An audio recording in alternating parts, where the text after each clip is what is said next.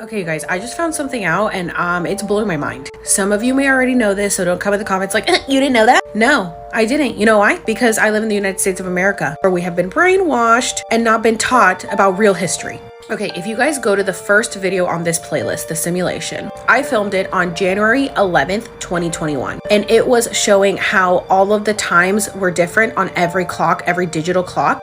My boyfriend at the time was working. He had like 3 computers in front of him. They all said different times. His phone said a different time. He came upstairs to show me my phone said a different time. All the times were messed up. In my comments, people were like, what about analog clocks? As you can see, I have analog clocks. So I went to check those and those were off too. So I was like, there's been a weird shift in the universe because the ball also didn't drop on time at the New York ball. It was like a minute late or something. I was like, we've definitely shifted dimensions. Something's going on.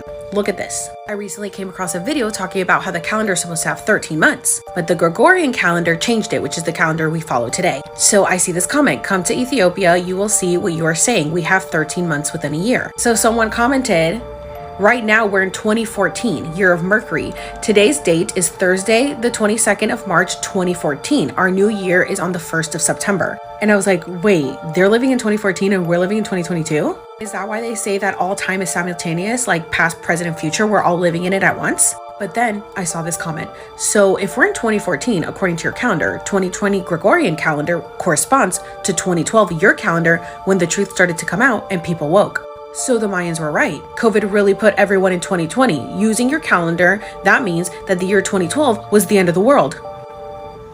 Mind blown. Okay, so of course I had to look up when our calendar started. It was in 1582. Ethiopian calendar started around AD 400.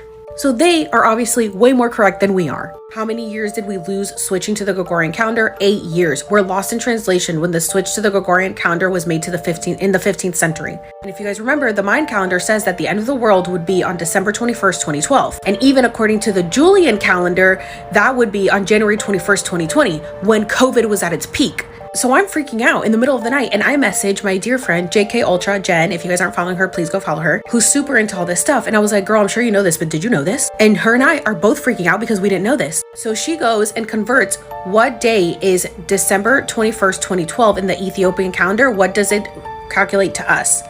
December 31st, 2019. So the last day of the world, according to the Mayan calendar, was on December 21st, 2012, if we had kept up with the original calendar. But because we switched it, it was December 31st, 2019. So in 2020, the new world started. So we have already shifted into a new dimension. And this is why everything is so different. This makes so much sense. Are you guys freaking out? Because I'm freaking out.